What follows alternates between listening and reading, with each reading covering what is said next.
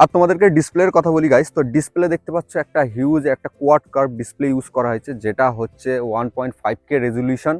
আর screen সাইজের যদি কথা বলি 6.7 ইঞ্চের স্ক্রিন সাইজ, এটার 120 হার্টসের সুপার অ্যামোলেড ডিসপ্লে। ডিসপ্লেটা খুবই ব্রাইট, তোমাদেরকে যদি ডিসপ্লে ব্রাইটনেসের কথা বলি তো 5000 নিটসের পিক ব্রাইটনেস তোমরা পেয়ে যাবে। সানলাইটে ইউজ করতে কোনো প্রবলেম হবে না এই ফোনটা, মানে তোমরা ভিজিবল অনেক সুন্দর দেখতে পাবে।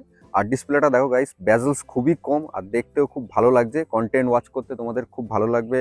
তো এটা হচ্ছে 10 বিট অ্যামোলেড ডিসপ্লে, তো তোমরা এইচডিআর কন্টেন্টও ওয়াচ করতে পারবে। আমি তোমাদেরকে একবার ইউটিউবে অন করে দেখাচ্ছি। তো আমি চলো 4K তে একটা ভিডিও প্লে করে তোমাদেরকে দেখাই 4K।